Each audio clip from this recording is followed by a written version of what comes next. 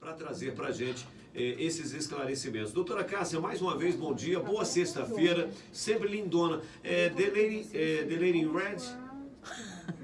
Ainda bem que eu estou fazendo aula de inglês. Bom dia. Bom dia. Aquela tá de vermelho, gente. Eu vim em homenagem à Rede Gazeta, que é vermelha, a logomarca da rede, vermelho com amarelo. Só não botei uma calça amarela, porque ia ficar muito over. Aí eu preferi branco. Uma manhã de sexta-feira. Exatamente. Mas à noite passa. De noite eu estou no grupo de terapia lá da minha escola. Talvez eu bote a calça amarela. E o cinto branco. E aí a logomarca. Eu vim de branco e vermelho, só falta o amarelo. Só falta o amarelo. Mas aí coloca um detalhe amarelo, pouca coisa aí. Eu sou amarela. Não, que isso. O cabelo amarelo. Loira linda. Jô, você é sempre carinhoso, né? Eu acho que isso aí é muito legal, acordar já com esse elogio, né, Gabriel? É importante, bom. Eleva, qualquer autoestima que já está boa, eleva. Positivo, sempre. Sempre, você é delicado. Os meninos também, o menino da mesa não, também. Fabrício bastante delicado, isso sem dúvida. Agora, assim, não entendi a ironia do... não, mas é sempre com ironia, mas sempre Não, Fabrício, eu só tenho beijos no coração. Doutora, qual é essa dificuldade, né? É realmente difícil para os filhos estão tendo essa dificuldade enorme mesmo de compartilhar seus problemas, de conversar com seus pais. Os filhos não estão conseguindo se abrir com seus pais? Os filhos, geralmente acontece isso de 12 a 25, que é a adolescência, né? Só que a gente tem que entender que... Desculpa, a senhora já falou que a adolescência vai até os 25. Tem muita gente que se assusta com isso. Mas eu tenho 24 anos, 23 anos. Eu não sou adolescente mais não, doutora. Eu sou jovem, sou adulto. Quem é que casa hoje normatizando? A grande maioria está casando até 25 anos, Jô? São poucos. Geralmente são os religiosos que frequentam a igreja e casam. A juventude está atropelando meio processo. Não, mas aí, né? alguns casam para ter relacionamento sexual nas igrejas. E isso não é motivo de casar. Sabe? A gente não pode casar porque a gente não pode ficar abrasado. A gente tem que casar porque a gente descobriu que aquela pessoa vai ser a companheira da viagem chamada vida. Positivo. Então, por que ela largou esse tempo da adolescência?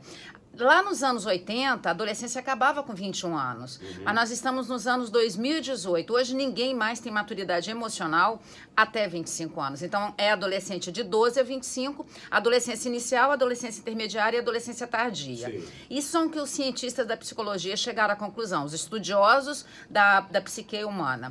Só que a gente percebe que o adolescente, antes de chegar nesses 12 anos, que é a mudança hormonal, a mudança de testosterona, o hormônio masculino e o feminino, que é a progesterona, então ele sofre vários tipos de influência dentro de casa.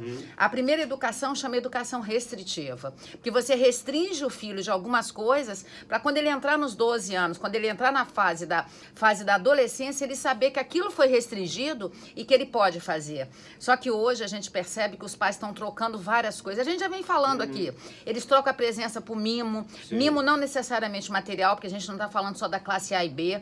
Tem vários tipos de mimo, tem o mimo de proteger, de não dizer não, em todos os filhos. Sempre dizer sim, né? Quer dizer, sempre falando sim. Eu errei, né? Exatamente, Jô, obrigada.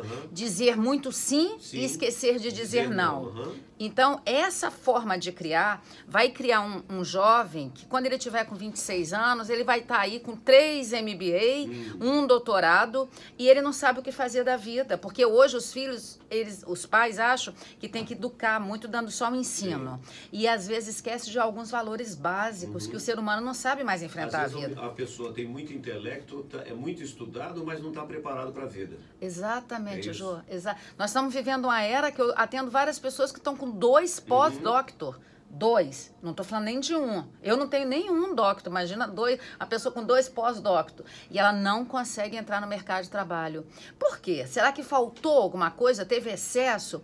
Eu penso que essa primeira educação até 12 anos, a família tem que estar muito comprometida. A família tem que estar muito comprometida com o envolvimento emocional desse ser humano. Porque, afinal de contas, ele chegou com muito pouco da base genética, que a gente sabe que a base genética é 20%, 30%, e ele vai ter 70% de influência do meio.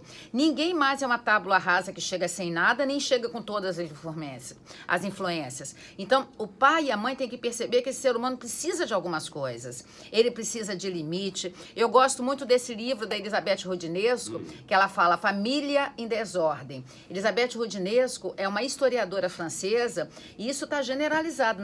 O que aborda esse livro, exatamente? A desordem da família. Se ela é uma historiadora da Europa, francesa, e está estudando isso, imagina, não só nós, os países de terceiro mundo, também os países de primeiro mundo, estão vivendo a mesma desordem, estão vivendo o mesmo caos familiar. Independe de classe social, exatamente, de status, de país, as famílias estão desordenadas? Todo. O mundo está em crise, né? Nós estamos passando por uma crise que hoje é conectividade. Todo mundo está conectado. Não é mais a era da informação. É a era do... Eu gravo aqui no meu iPhone, eu gravo, daqui a pouco está no YouTube, o mundo já está sabendo da minha palestra e as pessoas às vezes não estão sabendo quem está do lado no quarto. É o mundo do Wi-Fi, o mundo da internet e o mundo do distanciamento emocional. Aquele almoçar de domingo com a galinha na mesa que a mãe fazia, ou a avó, ou o pai fazia. A família para assistir a novela, para ver o jogo de futebol, assistir a seleção brasileira que agora vem a Copa, a família reunida, né? E com uma televisão na sala. Nós perdemos. Perdemos. Hoje cada um tem uma televisão no quarto, né? Os jovens se isolam, não conversam mais com seus pais, preferem conversar com amigos, né? É mais fácil falar com amigo do que com o pai, doutor? Repara que é mais fácil falar com quem está longe do que com quem está perto. Mesmo se o amigo estiver do lado, ele está à mesa conversando com alguém que está longe. Sim. Então, hoje está mais fácil você entrar na conectividade, você está conectado do que você está próximo. Sim. A conexão é pela internet. Olha o caos que aconteceu ontem, porque a população ficou sem um sinal. Verdade. Então, as pessoas se sentiram... entrou em desespero ontem.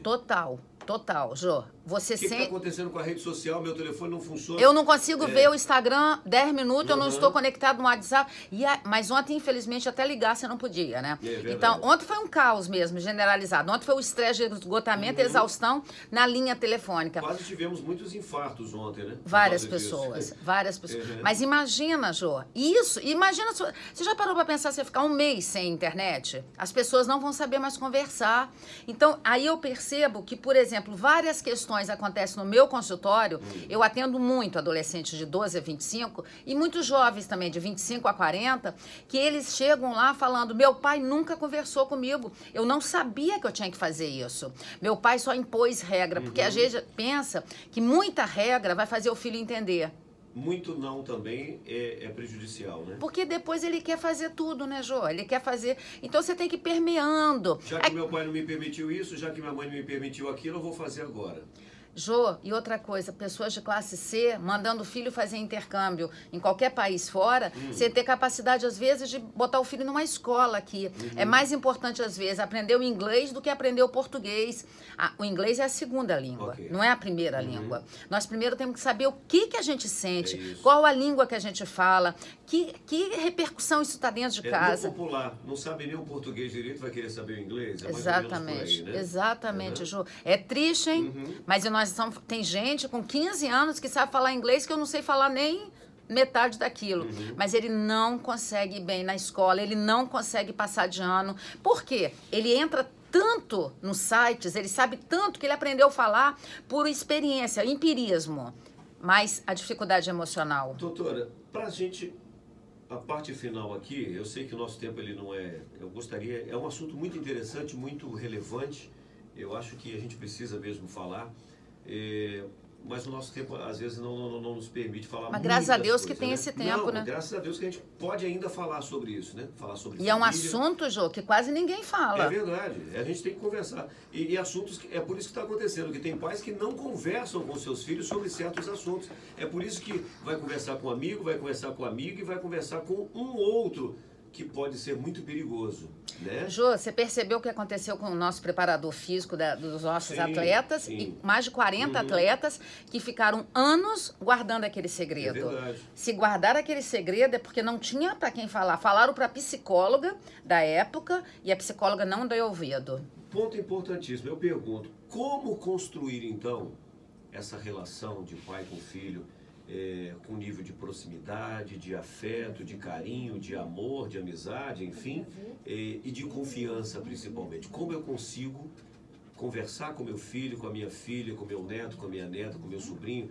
ou alguém que eu seja responsável, para que ele tenha confiança em mim, mas ao mesmo tempo ele saber que, como a senhora falou, a senhora já usou muito essa expressão, não seja amigo do seu filho, seja pai, seja mãe, seja avô, que é muito maior que ser amigo, né?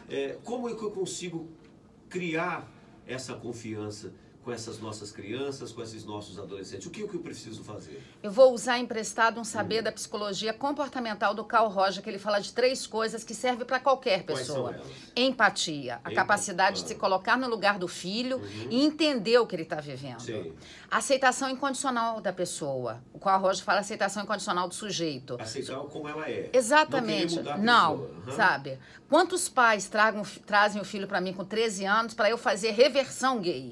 Isso não existe. Sim. Então aceita aquele sujeito do jeito que ele é. E congruência com seus valores. O pai que fuma não pode proibir o filho de fumar, porque ele não é congruente. Eu tenho que primeiro experimentar em mim. Se eu não dou conta em mim, como que eu vou exigir que meu filho faça? Não pode ter faça o que eu faço, não faço o que eu faço, não faço. Eu nem sei o nome do provérbio, que eu acho tão viajante, mas o filho tem que saber que o pai não faz. Faço o que eu digo, mas não faço o que eu faço. Isso. É tão biruta esse provérbio que não tem fundamento. Se o pai não bebe, o filho não tem que beber. O pai não fuma, o filho não tem que beber. Manda dizer que eu não tô, o filho vai ser mentiroso. Um dia ele vai mandar dizer que ele não está também no lugar.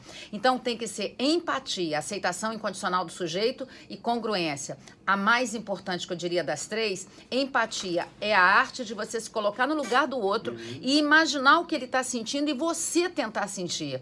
E na hora que seu filho chegar e falar, papai, fulano me bateu, fulano abusou de mim emocionalmente ou fulano abusou de mim sexualmente, o que a pessoa sente?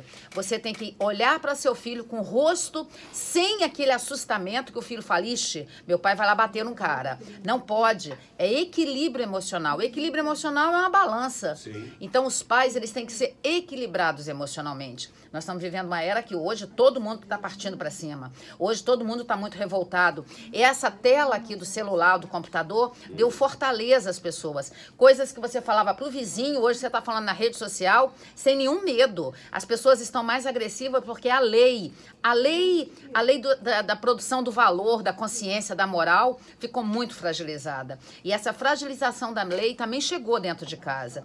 Então, os filhos têm que aceitar aquela relação com o pai, entendendo que eu vou falar para meu pai, mas meu pai vai me acolher. Meu pai vai dar uma solução, mas meu pai vai ser maduro. Meu pai, minha mãe, minha avó, quando eu falo pai, é paz, no sentido. Né? Exatamente. Então, e os filhos não estão sentindo isso, Jô. Eles não estão sentindo. Eles estão sentindo que os pais são extremamente essa sociedade fluida que o Zygmunt Bauman falou. A modernidade líquida, ela é toda líquida. Você cai. O ser humano cai e dilui na água. Então, nós temos que tornar essa sociedade mais rígida. Rígida, quando eu digo, não é ditadura. Rígida é de valores sólidos. Eu não vou fazer aquilo porque eu não tenho que fazer, porque não é certo. E não só porque as pessoas estão me olhando.